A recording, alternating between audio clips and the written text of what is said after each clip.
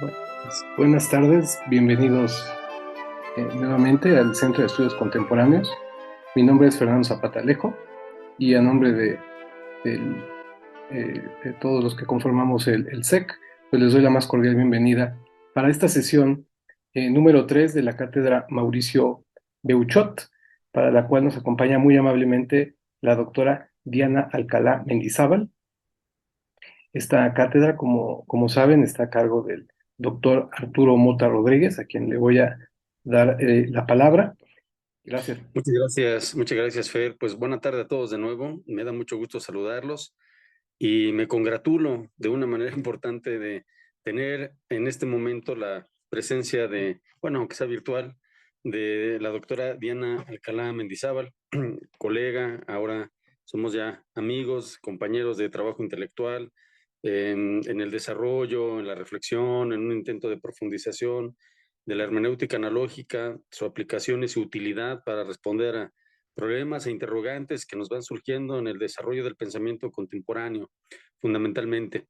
La doctora Diana Alcalá Mendizábal hizo sus estudios de licenciatura, maestría y doctorado en filosofía, todos con mención honorífica en la Facultad de Estudios Superiores, FES, Acatlán, y en la Facultad de Filosofía y Letras de la Universidad Nacional Autónoma de México, la UNAM. Obtuvo la medalla Gabino Barreda al promedio más alto de su generación de licenciatura.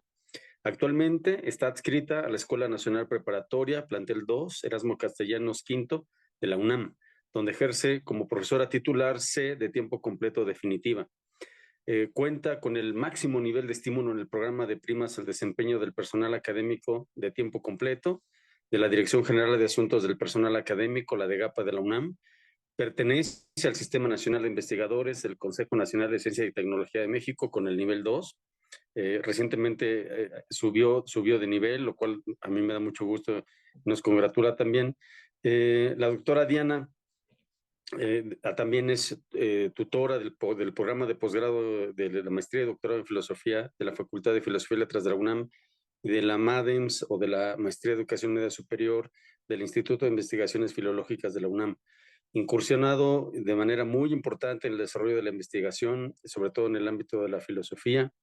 Ha escrito en autoría y coautoría en 9 libros, 14 capítulos de libro en volúmenes colectivos y más de 15 artículos de investigación en revistas especializadas nacionales e internacionales indizadas. Y esto me parece muy importante. Yo felicito aquí también a Diana.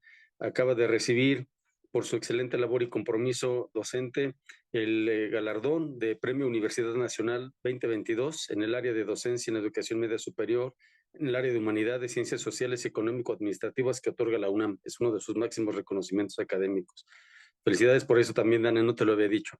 Y pues es un honor para mí contar con la presencia de la doctora Diana Alcalá Mendizábal y que ahora nos comparta pues un poco de sus reflexiones, de cómo está utilizando o hace ayuda de la hermenéutica analógica, como lo planteé, para abordar y tratar de dar una respuesta a ciertos problemas de nuestra cotidianidad o de nuestra vida contemporánea. Sin más, pues te cedo la palabra, Diana, y muchas gracias por haber aceptado participar con nosotros en la exposición de tu trabajo de investigación. Muchas gracias al doctor Arturo Mota y a los organizadores de la cátedra. Les agradezco también mucho su presencia a los demás. Y bueno, de alguna manera les voy a platicar primero brevemente en qué consiste el trabajo que llevo a cabo. Desde mi punto de vista, la hermenéutica pues es el arte de la interpretación, como ya todos sabemos, ¿no? Y yo he considerado que no nada más interpretamos un libro, sino que en realidad interpretamos a las personas, interpretamos pues, todo nuestro entorno, interpretamos también a la naturaleza. Casi como decir que la vida humana vive un constante acto de interpretación de la realidad, ¿no? O sea, todo el tiempo estamos interpretando, ¿no? Lo que el otro quiso decir, y en este caso, el tema que les traigo ahora, para que podamos discutir, es la aplicación de la hermenéutica, pero más bien al ámbito del medio ambiente, ¿no? Porque de alguna manera nosotros como individuos Tenemos una relación, un vínculo con la naturaleza, y esta naturaleza la vemos de determinada manera dependiendo de nuestro contexto que tengamos. Y pues es un poco lo que quiero que platiquemos, ¿no? Si me permiten, les voy a leer algunas hojas y después pues se abrirá el tiempo para la discusión o para la reflexión de algunos elementos que les parezcan a ustedes importantes, ¿no? Bueno, es la aplicación de la hermenéutica analógica en el cuidado ambiental. La actividad humana, irrespetuosa e inconsciente, ha originado sin lugar a dudas las devastaciones de la naturaleza, el calentamiento de la atmósfera y el empobrecimiento de nuestro entorno. Estos desastres naturales se han agudizado en los 2 últimos siglos. Sin embargo, no es sino hasta hace apenas unos 30 o 40 años que algunos sectores de la población han empezado a generar conciencia de la magnitud de dichos efectos. Desde diferentes ámbitos se han percatado de que distintas acciones humanas están afectando de diversas maneras el equilibrio planetario. Entre estas acciones se puede mencionar el uso excesivo de combustibles fósiles, la contaminación de los océanos, el derrame de basura y petróleo en los mares, la utilización de bolsas de plástico de un solo uso, la deforestación, el consumismo desmedido, etc. Acciones que se realizan en nuestra cotidianidad y que afectan cada día al medio ambiente, como el simple hecho de dejar los aparatos electrónicos enchufados en los hogares mientras no hay nadie, por ejemplo, o dejar el aire acondicionado encendido en el hogar para que al regreso esté fresco, como muchos hogares americanos lo hacen, ¿no? Ocasionan un gasto de energía y eso va perjudicando fuertemente la capa de ozono y contribuye al calentamiento global. En este sentido, desde el ámbito de la reflexión filosófica, la ética ambiental está centrando sus argumentos en la responsabilidad que se adjudica a nuestra especie por el deterioro ambiental. Se debe asumir la responsabilidad de muchas de nuestras equivocadas acciones y para lograrlo se vuelve indispensable hablar de la educación ambiental, a la que podemos definir como, y aquí cito a Ruiz Valero, un proceso por el cual las personas reconocen valores y aclaran conceptos con el objeto de fomentar las aptitudes y actitudes para comprender y apreciar las interrelaciones entre el ser humano y el medio ambiente. La educación ambiental entraña también la práctica en la toma de decisiones y en la propia elaboración de un código de comportamiento con respecto a las cuestiones relacionadas con la calidad del medio ambiente. Hasta aquí la cita. Pero nos podemos preguntar, ¿cómo se pueden reconocer valores y aclarar conceptos para fomentar actitudes de acciones sanas y equilibradas entre el ser humano y el medio ambiente, sin antes cambiar la manera de estar, ser y hacer en el mundo del ser humano? ¿Cómo hacerse responsables de nuestras acciones con respecto al medio ambiente sin antes reconocer que el ser humano ha vivido bajo un paradigma antropocéntrico y por eso los efectos de dichas acciones han ocasionado el deterioro ambiental? ¿Cómo elaborar un código de comportamiento correcto que respete el equilibrio ecológico sin antes hacer un análisis y cambio de paradigma? Estas preguntas y otras serán tratadas en la primera parte de este trabajo, así como el concepto de paradigma antropocéntrico y el concepto de responsabilidad.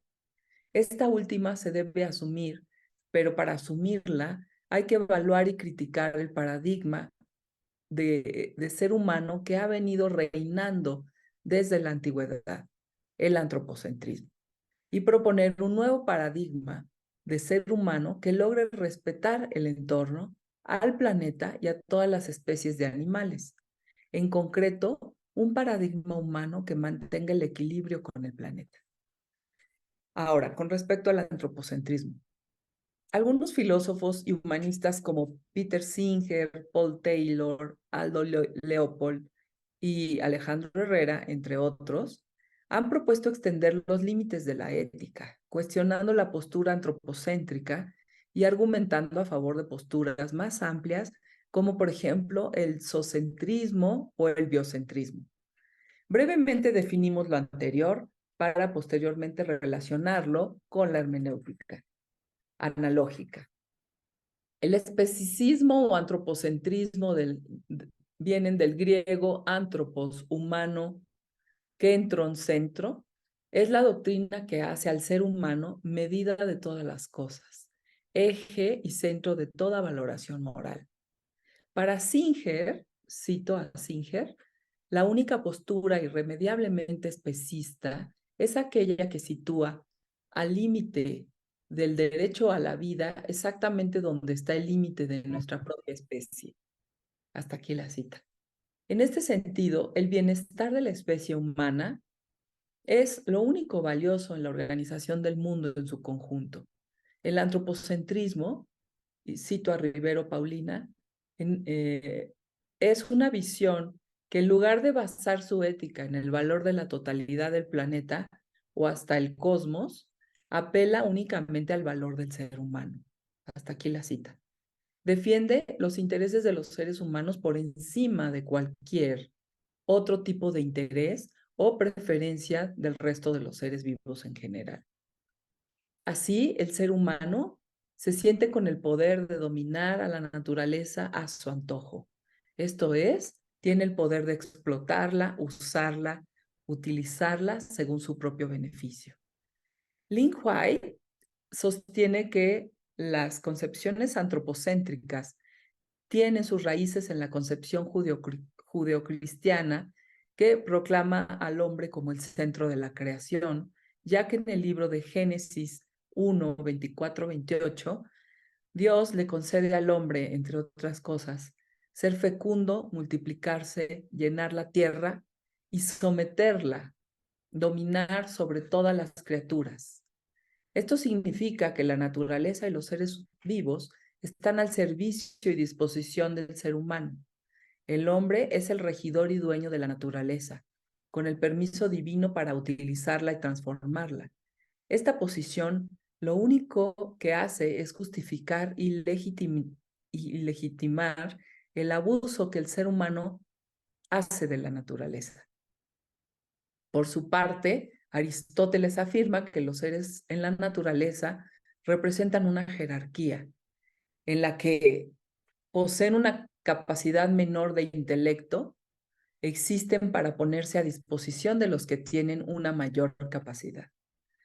Cito a Aristóteles: las plantas existen en orden a las necesidades de los animales y los demás animales en orden al bien del hombre.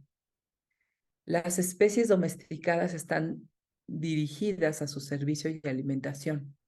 Las especies salvajes están dirigidas a facilitarles otras cosas. La naturaleza ha hecho a todos los animales a causa del hombre. Hasta aquí Aristóteles. El pensamiento aristotélico sostiene la superioridad del varón sobre otros hombres, incluidos las mujeres, los niños y los animales, a partir de la capacidad de raciocinio.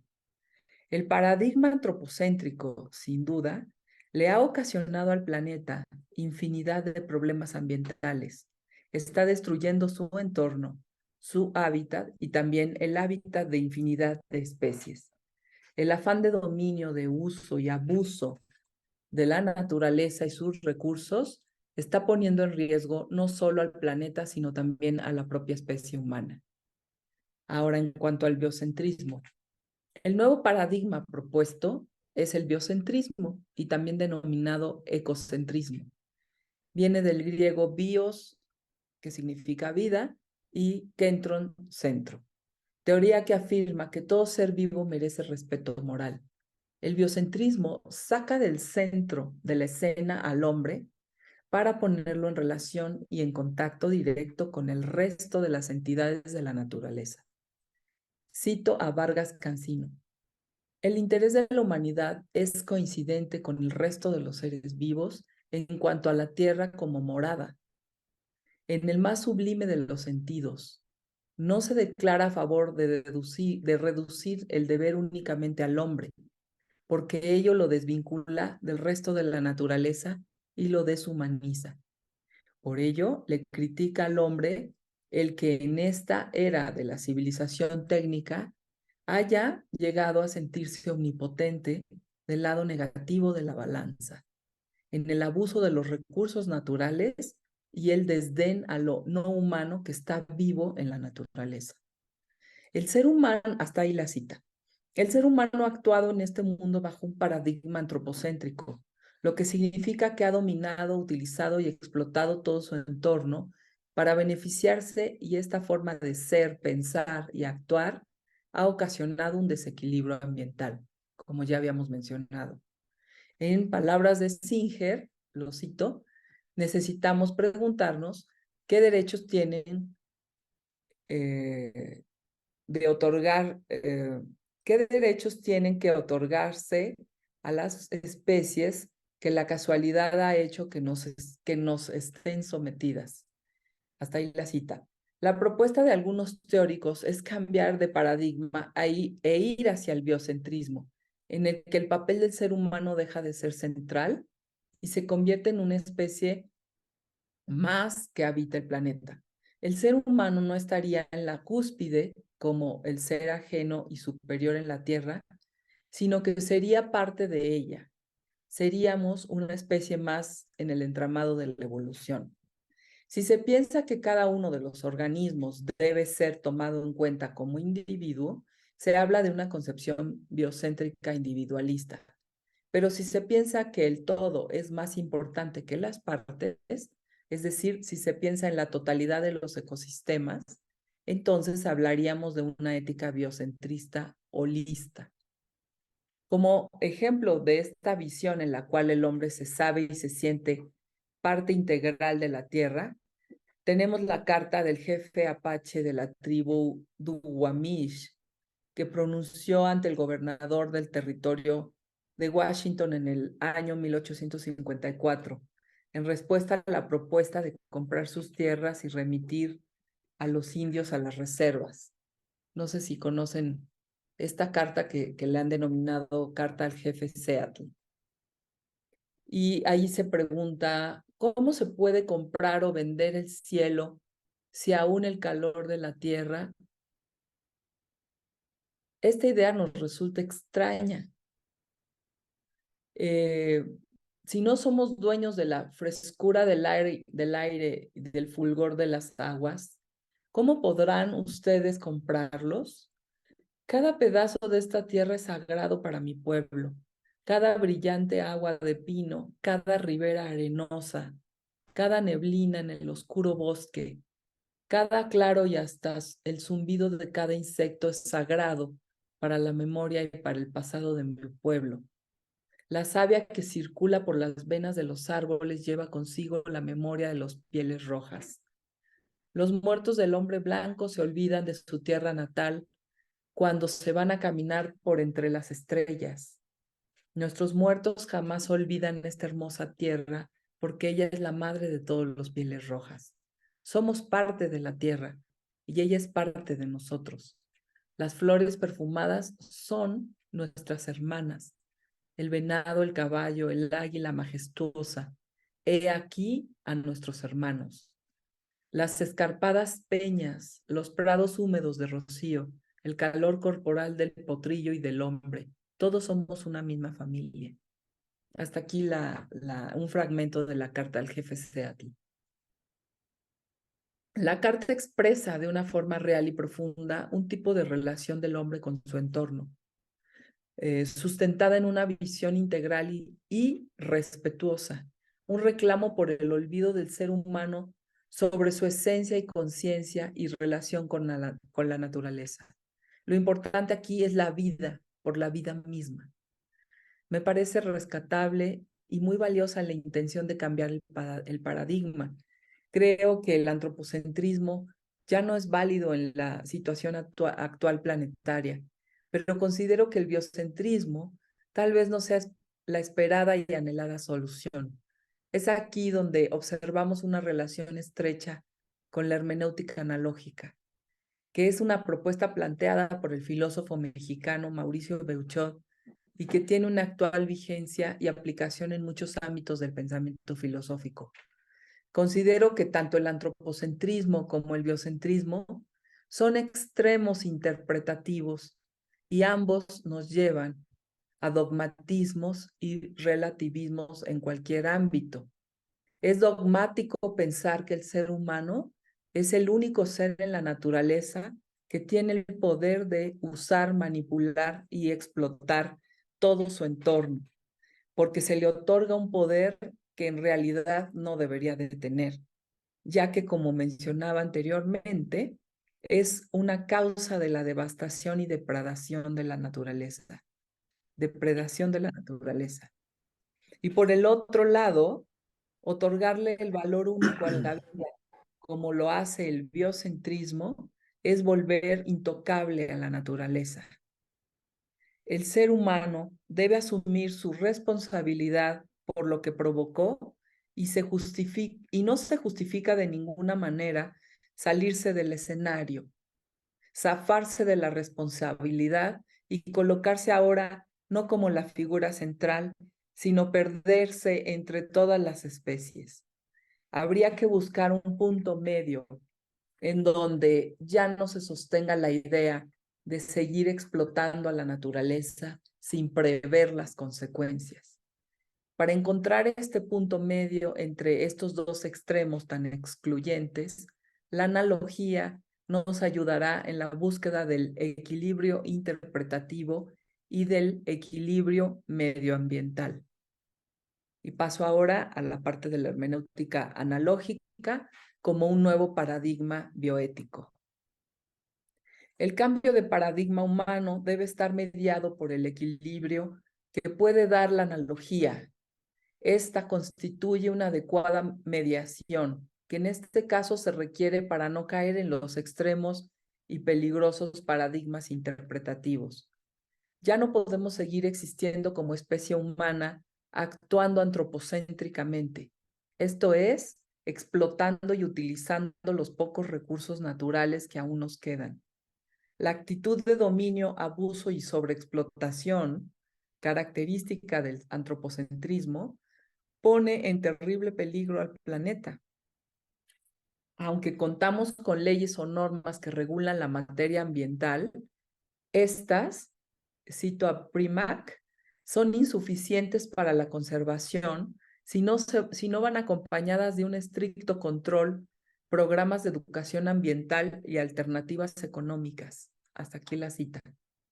Asimismo, ir al otro extremo y adoptar el paradigma biocéntrico pone en gran peligro la vida misma, en el sentido en que el ser humano pasa a formar parte de una especie más entre todas las especies que habitan el planeta, y precisamente se corre el riesgo de diluir o minimizar la responsabilidad y desaparecer al sujeto que podría implementar de alguna manera las posibles soluciones o estrategias que pudieran frenar el daño ecológico y restablecer el equilibrio del ambiente. El uso de la analogía puede encontrar un punto intermedio entre la visión unívoca que trae consigo el antropocentrismo y el equivocismo que acarrea el biocentrismo, ya que la analogía es la mediación entre el equívoco y el unívoco. Estos son los extremos interpretativos que frenan el verdadero sentido. En este caso, el verdadero sentido es darle una nueva interpretación al paradigma humano en su estancia en el planeta Tierra. La analogía, entonces, nos permitirá salir de los extremos de ambos paradigmas y lograr algo proporcional entre ambos, ya que, cito al doctor Beuchot, lo análogo es en parte idéntico y en parte diverso. Hasta aquí la cita. Esto significaría buscar un punto medio entre la actitud antropocéntrica y la biocéntrica, asumir la responsabilidad humana, pero ahora En lugar de tener la actitud de dominio de la naturaleza, se tendría la actitud de cuidado y respeto. La analogía es la vía adecuada para encontrar el camino que nos permitirá restablecer el equilibrio en lo interpretativo, ya que ella es proporción. Sabemos que esta es una difícil tarea que implica construir una educación ambiental basada en un nuevo cambio de paradigma humano que tendría que evitar estos extremos y fundamentarse en una mediación analógica, o sea, en el equilibrio, en una nueva ética. La herencia del positivismo lógico es darle importancia al aspecto materialista, pragmático y utilitario de la vida. Predomina el valor mercantil y monetario, además de los valores de uso y consumo que pasan por encima del equilibrio planetario. A esto se le ha denominado progreso humano.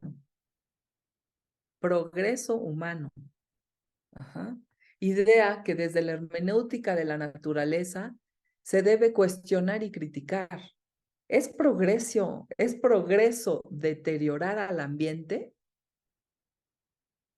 ¿Es válida la devastación planetaria en aras de una idea de progreso que ha puesto al ser humano en la cúspide de desarrollo?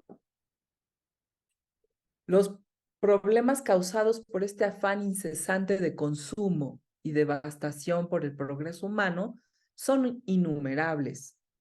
La manera de usar los modelos tecnológicos deja un mal sabor de boca, por lo que la noción de progreso queda cuestionada en vista de la evidente destrucción planetaria.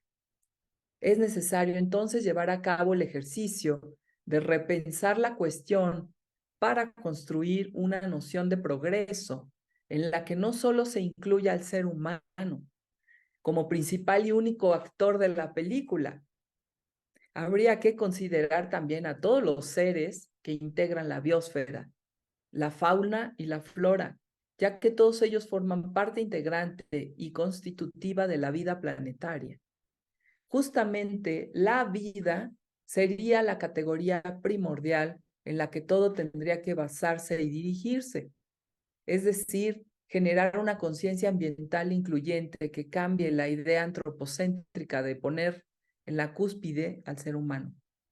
Esta nueva visión tomará como elementos importantes los principios, los valores, actitudes y el desarrollo de virtudes como la prudencia, así como asumir la responsabilidad del cuidado de la naturaleza y cómo implementar recursos, todos ellos para llevar a cabo acciones a favor de la conservación del medio, tal como señala Adela Cortina, la cito.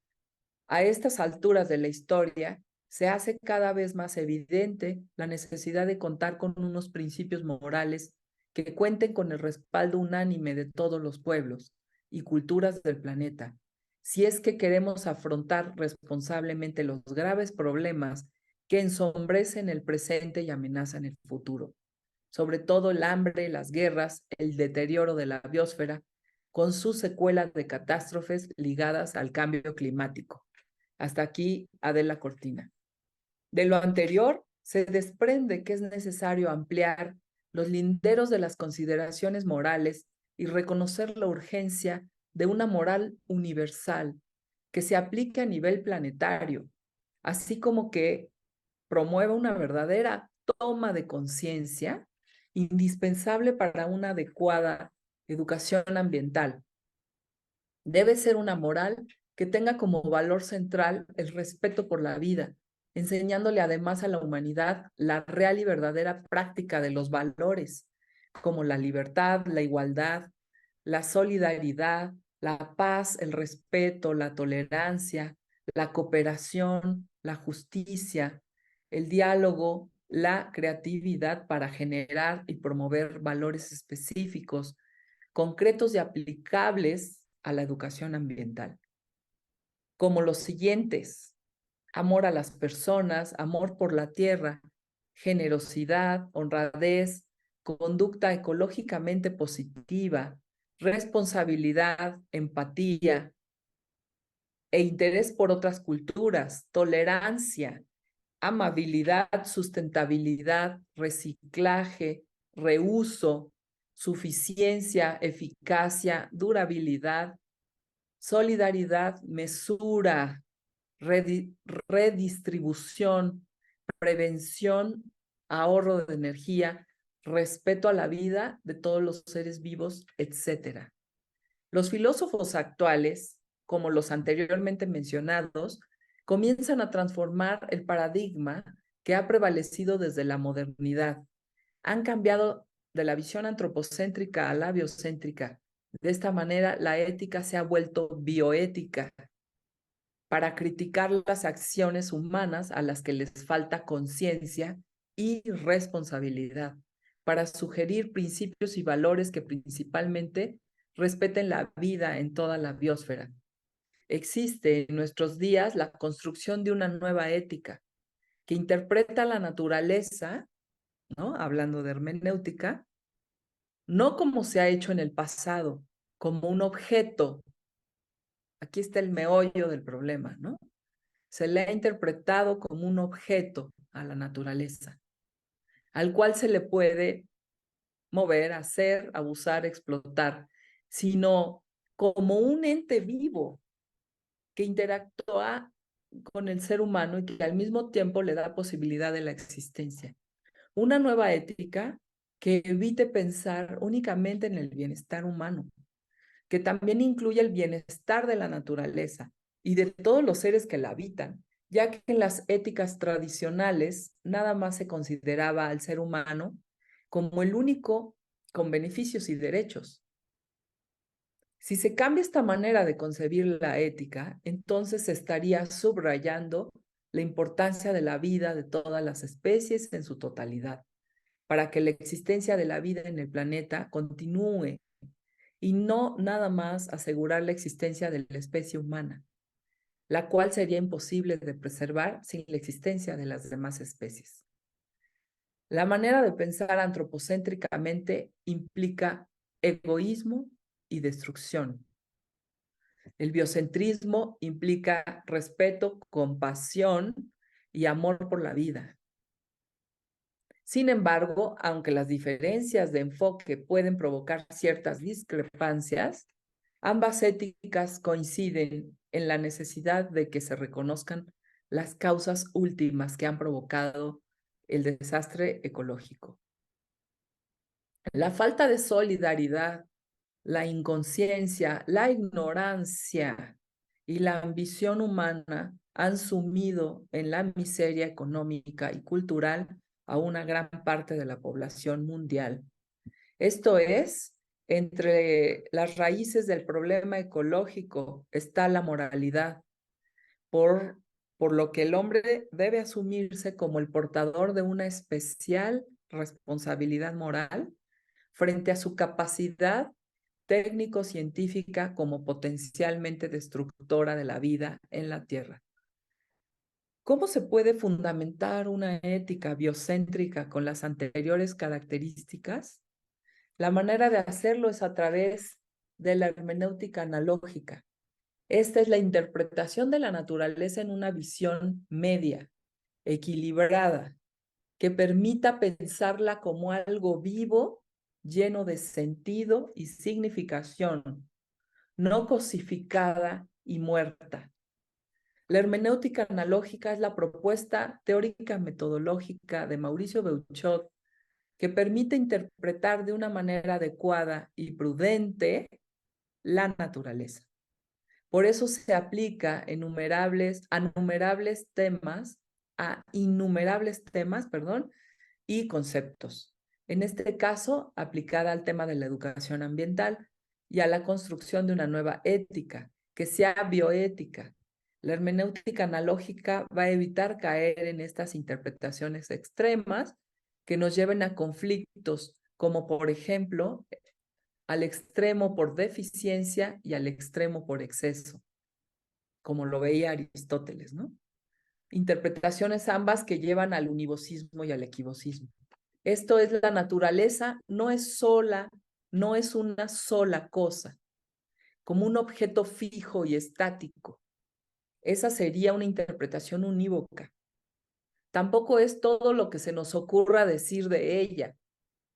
Esa sería una interpretación equívoca.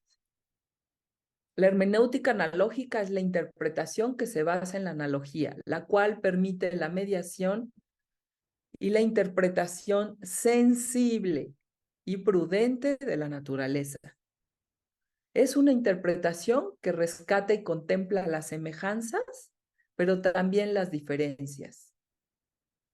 En este sentido nos podemos preguntar, ¿cuál sería la semejanza y la diferencia entre el ser humano y la naturaleza? Entre la interpretación que hace el ser humano y la naturaleza. Bueno, podemos decir que ambos somos entes vivos, ¿no? Nosotros que interpretamos tenemos vida y la naturaleza en sí misma tiene vida. Pero al mismo tiempo somos diferentes, porque yo ser humano no soy como un árbol, por ejemplo, ¿no? Entonces, bajo este esquema de la hermenéutica analógica, pues se plantearía el respeto. Reconocemos que somos diferentes, que somos semejantes, pero respetamos las diferencias que tenemos, ¿no? Sobre todo, trabajar el tema de la prudencia. La prudencia es la virtud analógica por excelencia. Esto significa que el que efectivamente realiza la hermenéutica analógica logra ser prudente. Esto es, logra con su racionalidad prever las consecuencias de sus actos y frenar su acción antes de dañar a la naturaleza. O a las otras especies, o a la flora, o a la fauna. Antes de, no sé, tal vez puede suceder, por poner un ejemplo, ¿no? Tal vez puede suceder que una persona se enoja porque su día estuvo muy malo y regresa a su casa y desquita su enojo con la primera persona que tiene enfrente. En este caso, el primero que llega a saludarlo es su perro, por ejemplo, ¿no?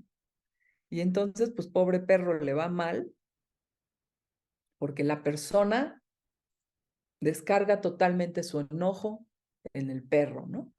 Y basta con cualquier cosita que vea fuera del lugar, el perro se hizo pipí fuera, para ser ya un detonador que lo lleve a explotar su emoción, ¿no? Y entonces vemos cómo pues hay infinidad de casos de maltrato animal, ¿no? Y llegan y golpean a su mascota. Entonces no están realmente siendo prudentes. ¿Qué quiere decir? Frenando su acción antes de llevarla a cabo, ¿no? Y eso sería lo que nos enseña la hermenéutica analógica, a ser prudentes. Y esta prudencia también llevaría una empatía con todo y nos llevaría también a respetar absolutamente todo, ¿no? El imprudente se deja llevar por sus vicios, es egoísta, no le importa el otro, no respeta la naturaleza, es totalmente arrojado al mar sin sentido de sus emociones desmedidas. Se ve totalmente diferente de la naturaleza. No reconoce que la naturaleza y todas las especies comparten una semejanza, que todos poseemos vida. El imprudente nada más se interesa en su propio beneficio y como lo demás no tiene importancia, lo otro es un objeto que puede manipular a su antojo y entonces se cree el rey que lo puede dominar todo, ¿no? En cambio, el prudente piensa y considera al otro porque lo ve como parte de él, como una extensión, como seres semejantes que comparten el precioso tesoro de poseer vida. El prudente es el intérprete analógico por excelencia. Es el que logra ser virtuoso y respetar y amar a sus semejantes. Es, por lo tanto, empático. Ama a las personas, ama a los animales, ama a la tierra. Es generoso, honrado, tiene una conducta ecológicamente positiva, es responsable, tiene interés por otras culturas ajenas a las suyas. a la suya. Es tolerante, amable, implementa en todas sus acciones la sustentabilidad, el reciclaje, reutiliza, es solidario, es mesurado, ahorra energía y respeta a todos los seres. La educación en la nueva ética biológica tendría que estar basada en la hermenéutica analógica, para que por medio de la virtud de la prudencia se logre cambiar las acciones que están afectando a la biosfera y se logre que los seres humanos tengan un vínculo con la naturaleza más equilibrado, más prudente y más mediador. Una nueva ética debe procurar una relación responsable y acciones razonadas, sin pasiones o vicios que caigan en los extremos interpretativos. ¿Cómo andamos de tiempo? Vamos, bien, o sea, en muy buen tiempo, yo creo que unos 10 minutos si quieres. Ok, ¿Te parece bien? Sí. muy bien, gracias. Mauricio Beuchot considera que cuando se interpreta hay que hacerlo prudentemente, o sea, a través de la frónesis, de la virtud, estudiada por Aristóteles, ya que cuando el sujeto interpreta, emite un juicio de eso que quiere comprender, ese juicio puede ser muy subjetivo y esa subjetividad puede caer en la mera opinión sin fundamento de verdad. Esto es caer en el subjetivismo y creer que eso que se pensó del objeto que se quiere interpretar es lo que realmente es, lo cual es un error de interpretación. Beuchot nombra a este error caer en el extremo interpretativo, que puede ser caer en el equivocismo cuando todos los que interpretan piensan que su juicio es certero. O en el otro extremo está la interpretación univocista, cuando un individuo cree y acepta que solo su interpretación es válida. Se cae en la falacia de apelación a la autoridad. Ambos extremos interpretativos son muy negativos, en el sentido de que, más que permitirnos acercarnos a la verdad y a la comprensión de lo interpretado, nos alejan del verdadero sentido o de la verdad. Ya que, y cito al doctor Beuchot, una hermenéutica analógica intenta abrir el campo de validez de interpretaciones cerrado por el univocismo, pero también cerrar y poner límites al campo de validez de interpretaciones abierto desmesuradamente por el equivocismo. De modo que pueda haber no una única interpretación válida, sino sino más de una, pero formando un pequeño grupo de interpretaciones válidas, según jerarquía que puedan ser medidas controladas con arreglo al texto y al autor. Hasta ahí la cita. Bueno, es que no sé si me alcanza el tiempo de leer todo lo que traía, pero quería mencionarles, que me parece muy importante, se puede hacer como un rastreo histórico de qué interpretación se le ha dado a la naturaleza a lo largo de la historia de la humanidad. Y no sé, puede ser que haya distintas nociones a las que tenemos en la actualidad. Por ejemplo, en la Edad Media, de alguna manera, la naturaleza, eh, como predominaba pues esta creencia a Dios y se veía la creación como parte de Dios, de alguna manera algunos autores, filósofos, teólogos medievales ven a la naturaleza como parte del cosmos, ¿no? Como parte de la creación. Y de alguna manera sí había este vínculo, este respeto con la naturaleza. Creo que ese vínculo y respeto prácticamente se tenía la idea de que el cosmos en su totalidad era un libro que estaba abierto para ser interpretado, ¿no? Y creo que eso se perdió muchísimo, pues con todo el positivismo y demás. Y lo que se cambió fue esa manera de interpretar a la naturaleza y ahora pues estamos pagando las consecuencias de interpretarla como un objeto, ¿no?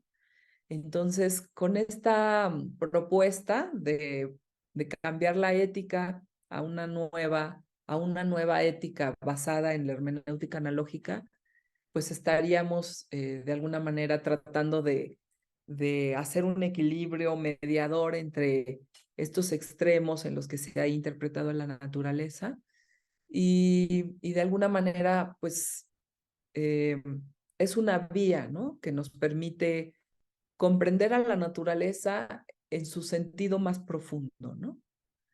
Pues yo creo que hasta aquí sería mi intervención. No sé si tuvieran alguna pregunta por ahí. Muchas gracias, Diana. Siempre es un gusto, un placer escucharte, de verdad. Bueno, a ver, vamos a ver algunas preguntas que van surgiendo. Alejandro Turner, por favor. Gracias, gracias. Muy interesante la forma en que se busca aplicar esta hermenéutica analógica al problema ambiental. Yo tengo una pregunta a este respecto, y bueno, dos preguntas de hecho. La primera es, entiendo el poder ver al antropocentrismo como un extremo interpretativo dogmático univocista. Pero el establecer que el biocentrismo sería equívoco, eso no me queda tan claro. ¿Por qué el biocentrismo sería equívoco? Y lo vería más bien como una dialéctica, ¿no? Y la otra pregunta que va relacionada con esta es que al final lo que este nuevo paradigma, lo veo como una paradoja, lo que este nuevo paradigma estaría buscando sería también el beneficio del propio ser humano. Por ejemplo, el plantear una moral universal sería también antropocéntrico porque la moral es una construcción humana, ¿no? Yo lo que propondría o lo que sugeriría es que la postura equivocista fuera el nihilismo ecológico, es decir, a nosotros, desde un punto de vista de posición o de visión antropocéntrica, lo que en realidad nos está preocupando para cuidar el medio ambiente es el riesgo que tenemos de desaparecer nosotros como especie humana. Porque si nosotros desaparecemos, pues en realidad, visto desde un punto de vista objetivo, en realidad no pasaría nada. Seguirían existiendo otras especies, es más, las propias bacterias, ¿no? Que han existido desde que empezó la vida en la Tierra. Y además, si no hay vida en la Tierra, pues el universo lleva 15.000 millones de años sin vida y no pasaba nada, ¿no? La vida es un fenómeno reciente. Entonces, esa sería, yo creo que una visión del nihilismo ecológico, es decir, no importa, pues seguimos haciendo lo que hagamos, no pasa nada, no somos nada. Eso sería lo que yo contrastaría, ¿no? Como la posición equivocista. Muchas gracias. Sí, muchas gracias, Alejandro, por tus preguntas. Yo creo que son totalmente atinadas. Obviamente, esta propuesta no está terminada, ¿no? Estamos como en esa construcción de una nueva ética que por un lado no le quite al ser humano la responsabilidad, ¿no? Esa es mi crítica al biocentrismo, precisamente que es como, bueno, entonces ahora ya el ser humano pasa a ser una especie más entre todas las especies y pues ya, ¿no? No, pues no. O sea, el ser humano causó esto y ahora tiene que implementar estrategias de educación ambiental para mejorar el ambiente, ¿no? Y bueno, no quise ser catastrófica. Todos nosotros ya conocemos todas las cifras terribles que hay de que no va a haber agua y se va a acabar no sé qué en quién sabe cuánto tiempo, etcétera. Eh, en ese sentido, pues no quise tocar eso porque ya todo el mundo sabemos de eso, pero sí, esta propuesta que me haces de ver el equivocismo más hacia el nihilismo ecológico es una muy buena propuesta que pues podríamos trabajar, ¿no? Todos. Ver ahí cómo se acomoda esta interpretación a la naturaleza, ¿no? Porque finalmente eh, el verla como un objeto, en realidad la cosifica y no nos permite conocerla aún más, ¿no? Aunque los científicos la han estado estudiando por siglos, pues no conocemos realmente su esencia, ¿no? Eh, y tal vez, pues encontrar pues este camino mediador, ¿no? Que pues yo lo he visto un poco en esta hermenéutica analógica. Y sí, indiscutiblemente, y aquí lo conecto con tu segunda pregunta, que de todas maneras el nuevo paradigma estaría beneficiando al hombre. Sí, efectivamente, ¿no? Finalmente el gran miedo que tenemos como especie es perecer, ¿no? Morir como especie. Y lo vimos en la pandemia, ¿no? El ser humano estaba encerradito y la naturaleza empezó a crecer. No sé si vieron por ahí en las noticias que hasta los lugares, en las playas donde había florescencia y que ya no había, en la pandemia regresó la florescencia, ¿no? En los mares. Entonces, eh, sí, o sea, el ser humano no se puede escapar de esta responsabilidad, ¿no? Pero el quitarla del centro, o sea, derrocar el antropocentrismo significa ya no creernos con ese poder, o sea, ya no creernos los reyes, ya no creernos los que somos los únicos que tenemos esa posibilidad de explotar al planeta, ¿no? Sino regresarle a todas las especies, incluida a la naturaleza, la consideración moral y los derechos, ¿no? Entonces, bueno, pues seguiremos pensando en estos temas, pero muchas gracias por tu intervención. Voy a pensar este tema del nihilismo ecológico. Muchas gracias. Muy bien, gracias Alejandro. Veo aquí, vi la mano levantada me aparece el nombre Candy, ¿es correcto? Por favor, Candy.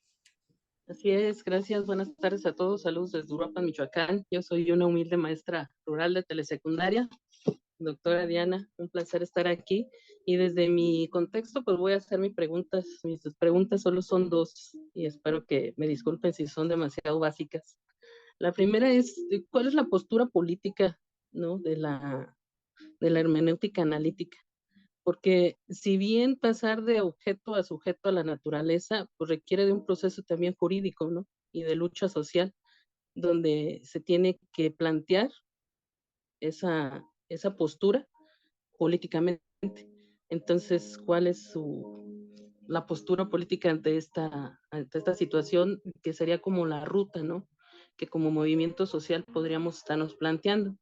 Y la segunda es a nivel personal, siempre les hago esta pregunta a los investigadores que he tenido la oportunidad de interactuar en su vida cotidiana.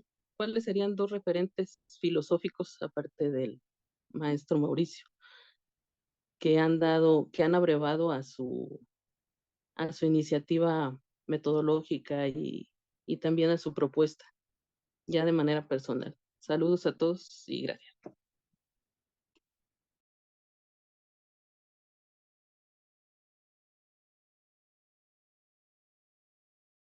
Perdón, creo que mi internet me sacó.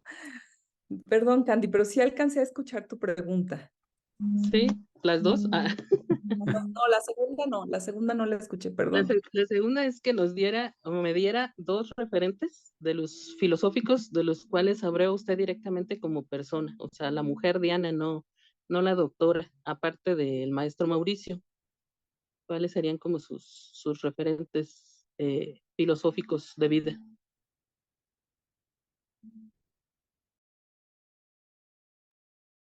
Bueno, Candy, te decía que mucho gusto, es para mí también un placer conocerte.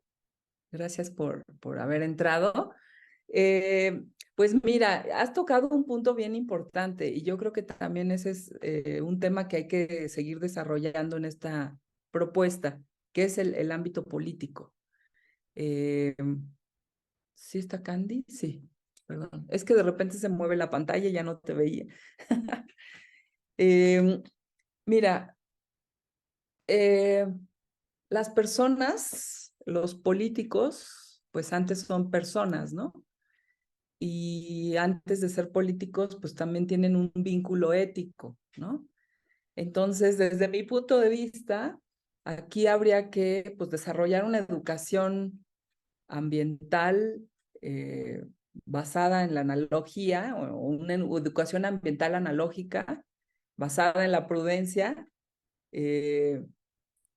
a todos los niveles, ¿no? Desde kinder, secundaria, prepa, carrera, estudien lo que estudien, ¿no? Para mí es fundamental esto porque si tú educas a un niño en valores y virtudes, cuando sea grande y estudie una carrera y después sea político, si realmente es virtuoso, va a llevar la política a otro nivel. O sea, va a respetar, va a dejar de pensar en que solo es importante el dinero, por ejemplo, ¿no? Algo que sucede mucho con nuestros políticos es que se dejan corromper pues por el dinero y por todo, ¿no? Por la fama y por el poder. En ese sentido, no son individuos prudentes ni virtuosos, ¿no? Entonces, yo sí tengo como la fe, la esperanza, yo por lo menos en mis clases que doy de ética, pues trato, ¿no? Yo doy ética a nivel bachillerato, aunque también pues doy en el posgrado, pero doy a los adolescentes clases. Y yo insisto todo el tiempo en esta educación basada en virtudes y valores, ¿no? Porque yo estoy segura que alguno de mis alumnos que está ahí sentado en un futuro puede ocupar un puesto importante, ya sea en el sector público o privado, y puede cambiar perdón, mis perros ladraron, puede cambiar pues toda la perspectiva, ¿no?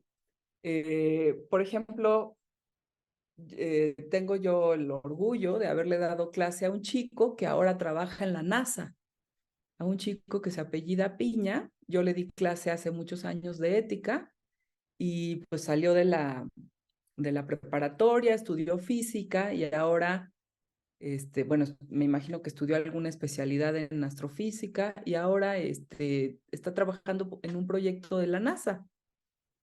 Entonces, si uno educa a los niños desde chiquitos en esta nueva visión, pues realmente podemos empezar a ver cambios pues, en la sociedad.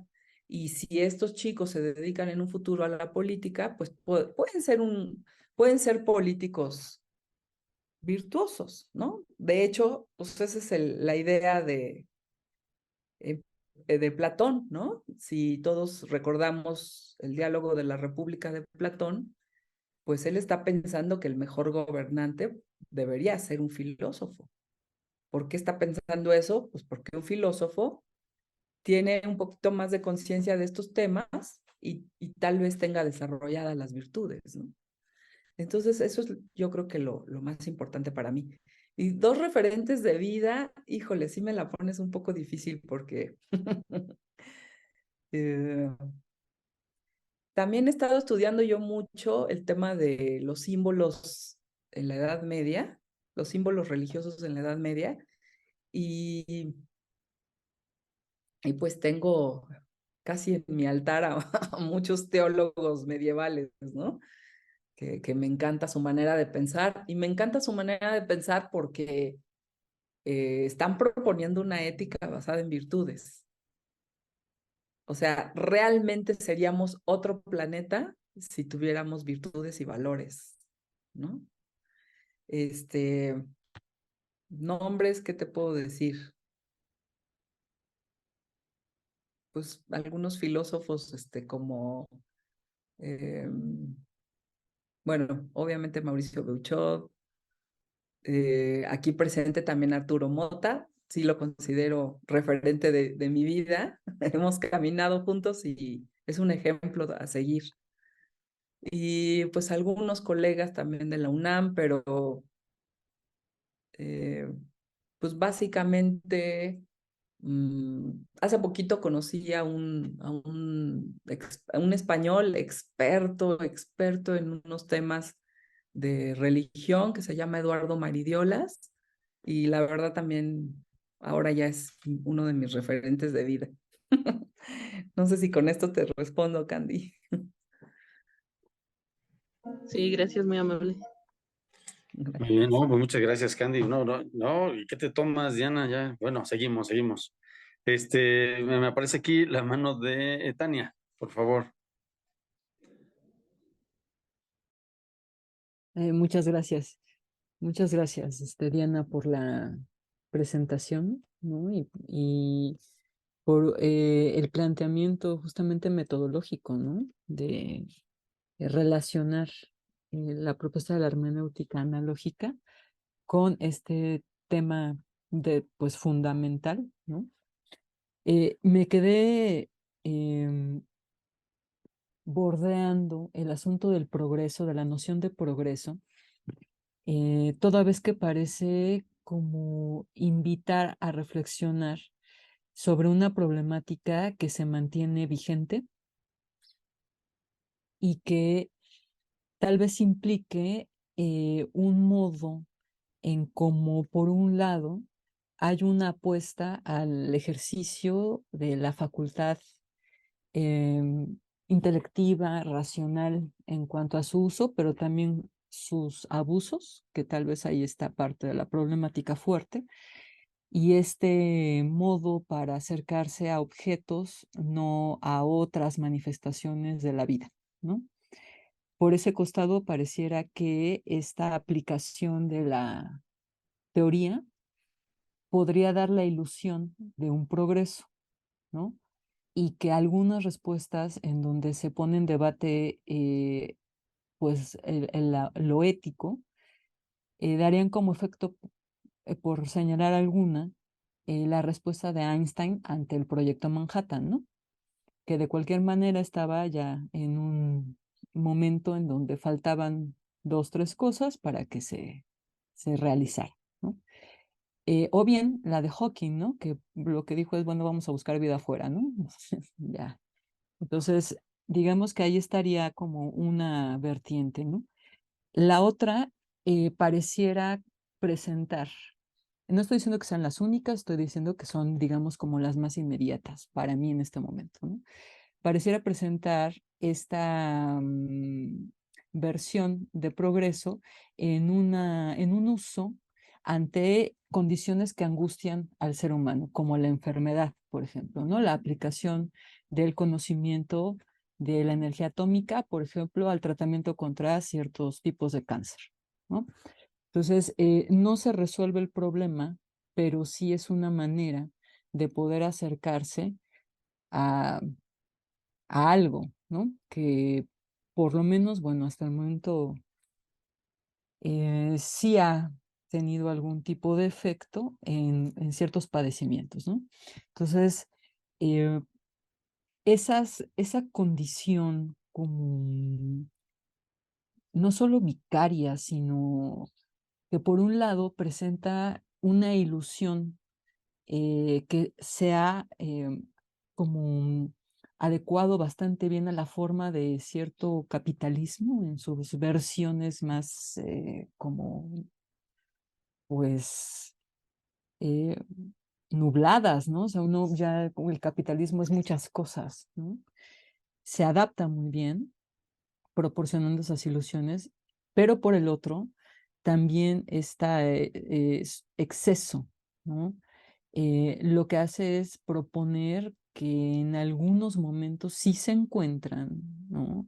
Algunas salidas a algo, ¿no?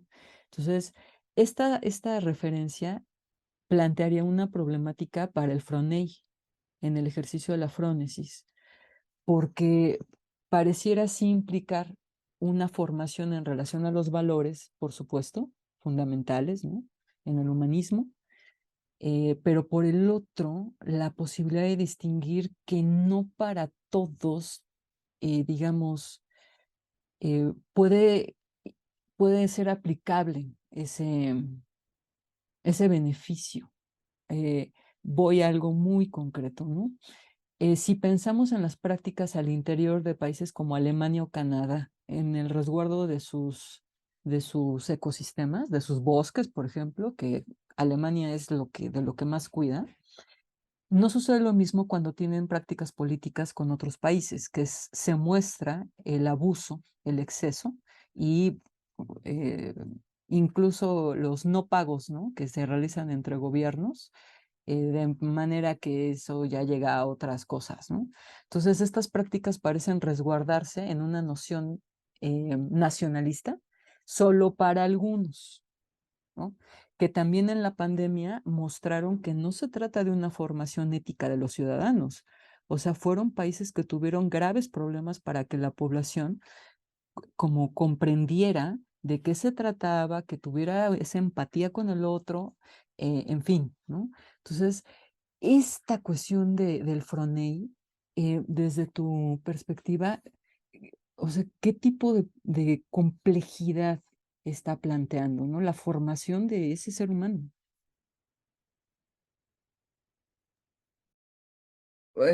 Fíjate que eh, tienes razón en el sentido de que hay que cuestionar o hay que analizar muy bien todo este concepto del progreso, ¿no? Porque hay como dos maneras simples de verlo y decir, es que el progreso nos ha llevado a la destrucción, pero por otro lado, el progreso también te ha llevado pues, a ciertos avances en medicina, como tú lo mencionabas, ¿no? Las enfermedades, a la cura de ciertas enfermedades, etcétera. O sea, efectivamente tenemos como estas dos, como, eh, ¿cómo lo puedo decir? Como los pros y los contras, ¿no? Del progreso. Por eso el concepto, pues hay que analizarlo de manera muy especial, ¿no?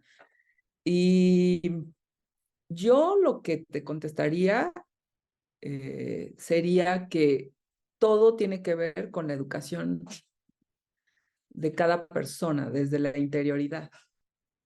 O sea,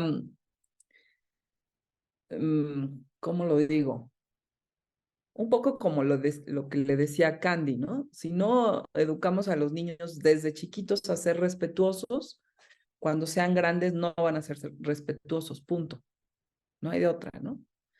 Pero el problema sí se va subiendo de nivel y de tono, porque empezamos a hablar del ser humano, pero después de la comunidad y luego del país y luego ¿no? De la nación, del continente, etcétera, y del planeta entero. Pero yo creo que perdón, todos los problemas que tenemos en el planeta justamente se dan porque no tenemos esta educación de nosotros mismos. Entonces, me remitiría, por ejemplo, a Sócrates, ¿no? Que nos dijo, conócete a ti mismo. Entonces, pongo, por ejemplo, aquí, no sé si todos conozcan el mito del carro alado, que está en alguno de los diálogos de Platón, ¿no?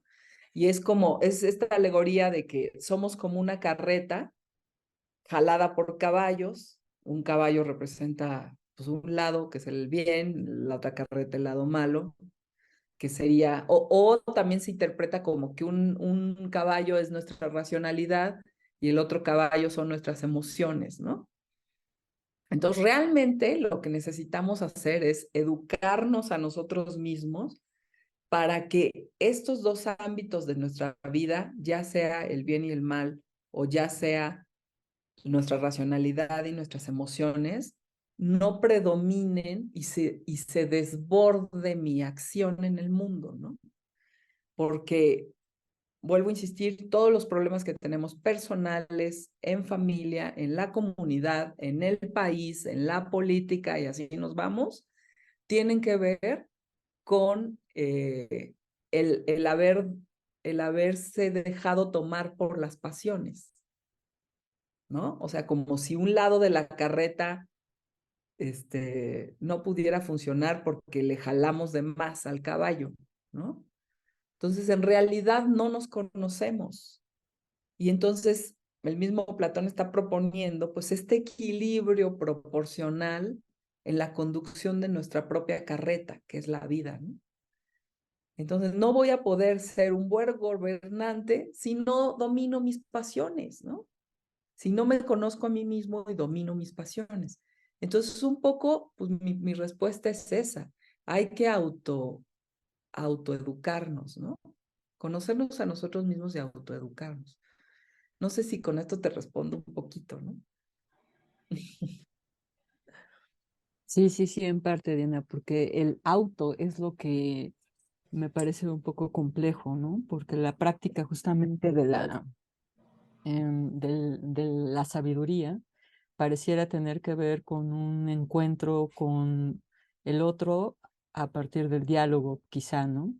Y este planteamiento de diálogo, esta relación que se puede establecer con el otro, implica también esas partes complejas, digamos, que en muchas ocasiones se suelen como poner al margen en la práctica de la reflexión, que tienen que ver con las pasiones, ¿no?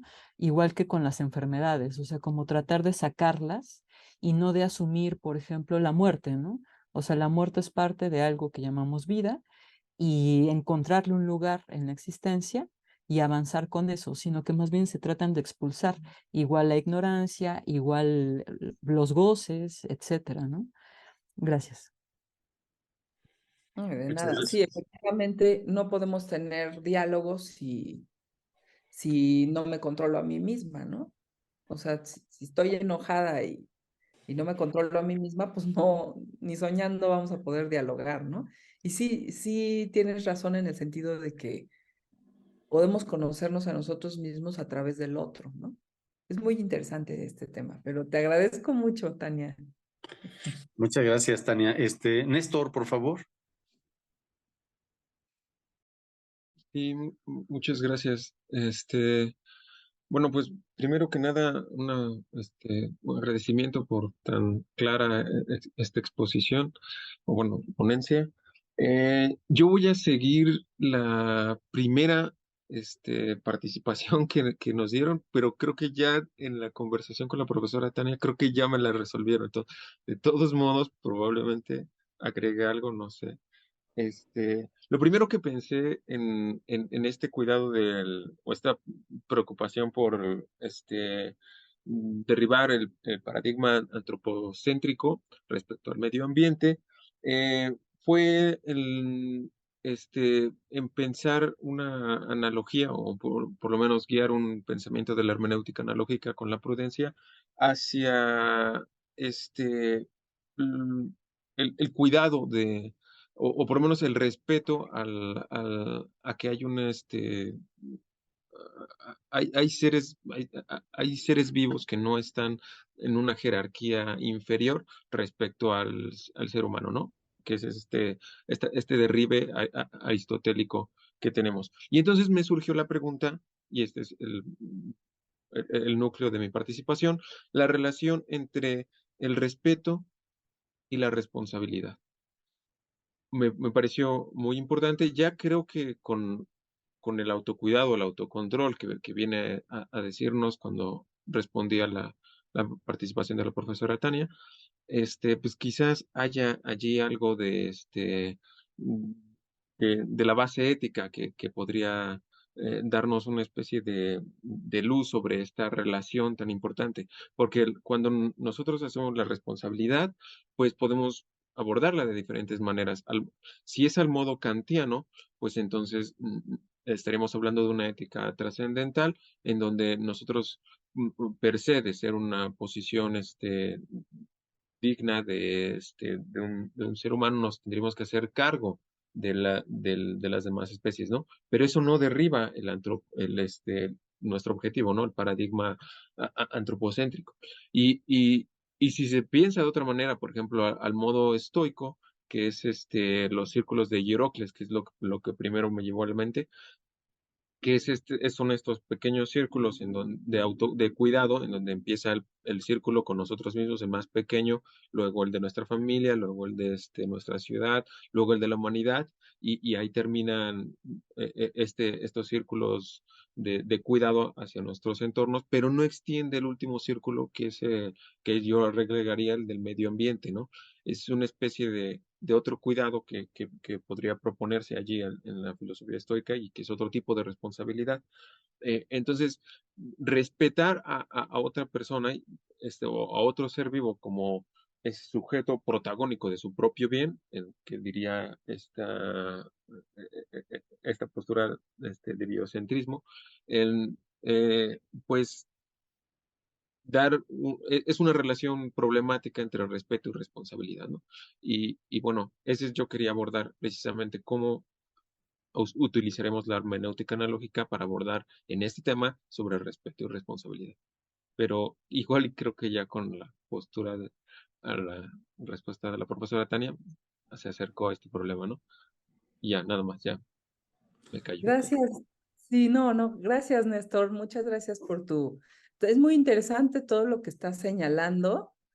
Y fíjate que ahorita me quedé pensando mucho en, bueno, ambos son valores, ¿no? El respeto y la responsabilidad son valores, pero me quedé pensando bastante en que el respeto tiene que ver con esta actitud, ¿cómo te diré? De que reconoces en el otro, porque es tu semejante, perdón, reconoces en el otro el máximo valor que es que tiene vida, igual que tú, ¿no? Reconoces, y en el momento en que reconoces que el otro tiene valor, porque tiene vida, igual que tú, en ese sentido lo respetas. Uh-huh. En cambio, la responsabilidad tendría más que ver con el asumir las consecuencias de tus actos en todo momento, ¿no? Yo mucho les digo a mis alumnos de ética, es que absolutamente todas las acciones que llevamos a cabo en la vida, o sea, todas, desde salir del salón y dejar la luz prendida, todas tienen consecuencias. Entonces, sería más bien como desarrollar una conciencia de esto, de que todas mis acciones tienen una consecuencia y por lo tanto, asumir mi responsabilidad implicaría o sea, en este sentido ambiental sería no llevar a cabo ninguna acción, o sea, y también entra la prudencia, ¿no? Antes de actuar, ver tus consecuencias, por lo tanto, soy prudente y mejor no hago esto, porque sé que esto va a causar tal cosa, ¿no? Un poco por ahí iría el asunto de la hermenéutica analógica. No sé si te contesté. No, sí, sí creo que iba por la respuesta de la profesora Tania igual, o sea, eh, se me iluminó muchísimo, o sea, la respuesta, pero muchas gracias. No, al contrario, gracias. Gracias, gracias, Néstor. Manuel Chanona, si anda por Sí, ahí. sí, Sí, aquí estoy. perfecto. Muchas gracias por darme la participación y gracias a la doctora por, por la ponencia que fue muy grata y de verdad como bastante interesante. Pues yo tenía un comentario y también una duda que de una otra manera como que me inquieta. Este, por ejemplo, la duda que me llama mucho la atención y voy a tratar de complementar esta duda que tiene que ver más con una especie como de tradición religiosa y la voy a complementar con una película de Lars von Trier que se llama El Anticristo. Va un poco en el tenor de que para la tradición judía, por ejemplo, este, de cierta manera, etimológicamente, la palabra natural o la palabra naturaleza casi no se encuentra, ¿no? Por ejemplo, en los textos antiguos, y de aquí viene mi cuestionamiento, en Job, que es un libro relativamente tardío, se menciona la palabra teba, ¿no? Que es una palabra relativamente en hebreo, moderna, que actualmente se utiliza para el término naturaleza, pero anteriormente este teba, que aparece en Job 38, pues prácticamente era algo como remolino, algo que significaba vacío, ¿no? Es decir, esta idea de la naturaleza siempre ha estado ligada completamente con eso que es descontrolable, con eso que no se puede domesticar, que está fuera de lo ajeno, de la parte humana, de la parte racional, ¿no? Y por ende tiene tintes de, de lo demoníaco, ¿no? De lo demoníaco en la representación de lo otro, ¿no? Y que por supuesto genera lo que comentaba hace rato la doctora Tania, esta sensación de angustia en el ser humano. Hay un mandato igualmente bíblico, ¿no?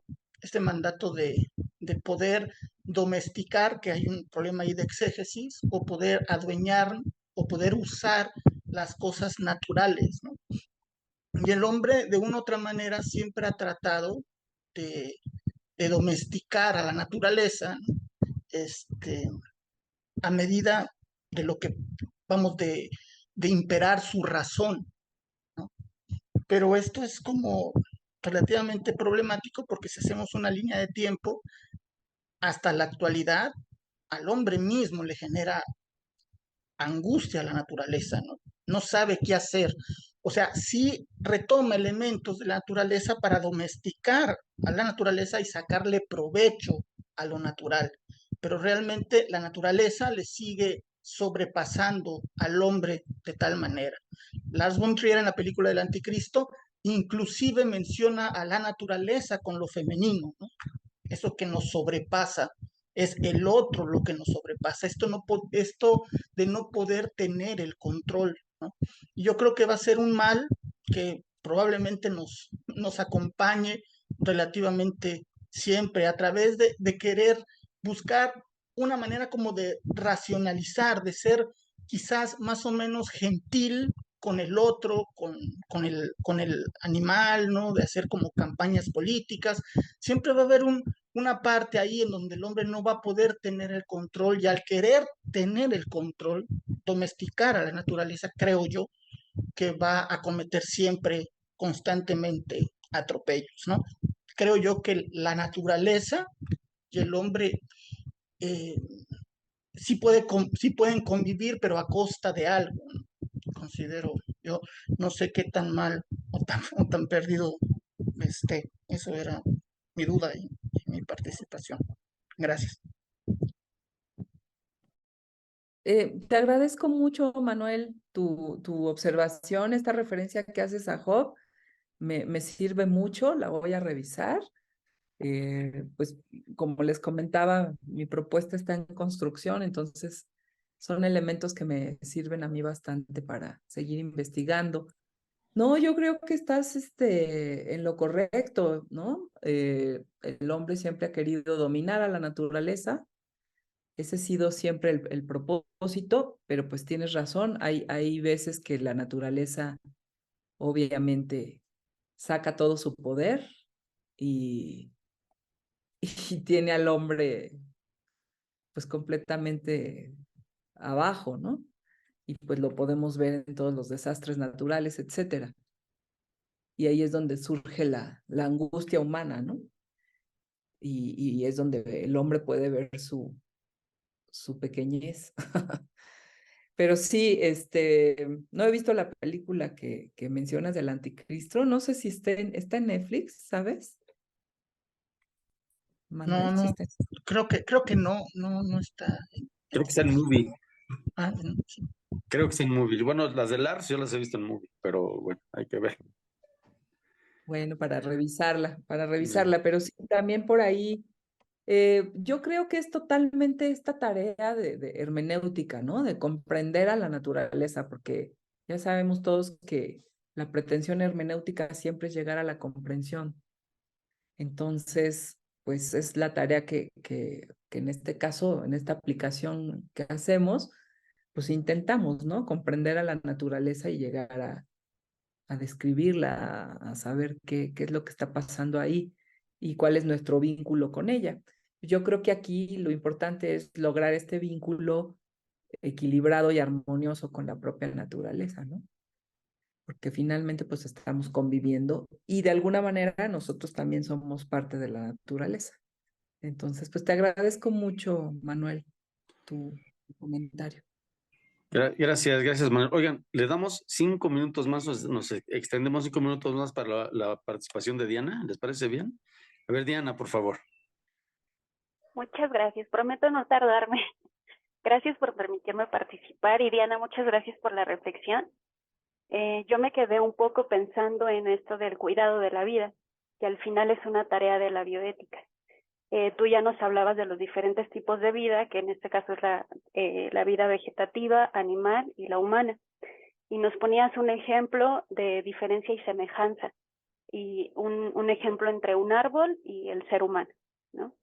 Entonces, quisiera como un poco, quizá externar este comentario, duda, pregunta, no sé, y quizás si con ello externe más bien mi ignorancia más que el conocimiento, pero quisiera que tú pudieras como centrar un poco esta reflexión.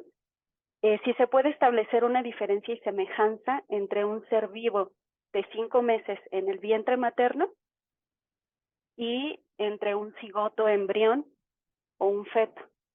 Esto es porque, bueno, me surge la pregunta, que si nosotros consideramos que hay vida en un microorganismo, si aceptamos que hay vida en un cigoto, en un embrión y en un feto, ¿por qué no cuidar de esa vida? ¿Por qué no? Pues sí, ¿por qué no cuidarla como si fuera parte también de la vida, que al final es una tarea de la bioética? No sé si me expliqué. Sí, Diana, te agradezco mucho tu comentario. Gracias, Pues Diana. este es obviamente otra variante, digamos, de otro dilema ético que tiene que ver con el aborto, ¿no? A eso te referías, me imagino. Y bueno, hay infinidad de discusiones al respecto, ¿no? Hay quienes consideran que el feto todavía no tiene vida porque no tiene el alma, y hay quienes piensan que el alma llega hasta los 3 meses, y hay quienes, ¿no? O sea, hay un montón de respuestas, ¿no? Al asunto. Pues mientras haya latido de corazón, hay vida, ¿no? Yo considero eso. Entonces, en ese sentido, pues aquí se trata pues de respetar la vida, ¿no? En ese sentido, pues implicaría ahí todo un debate con respecto al aborto, ¿no? Pero sería eso, ¿no? Como respetar la vida. Pero no sé, los científicos no sé bien en qué se basen para decir si sí tiene vida o no tiene vida según las semanas de gestación, pero pues desde mi punto de vista, vuelvo a repetir, mientras haya latido de corazón, pues ya hay vida, ¿no? No son células muertas.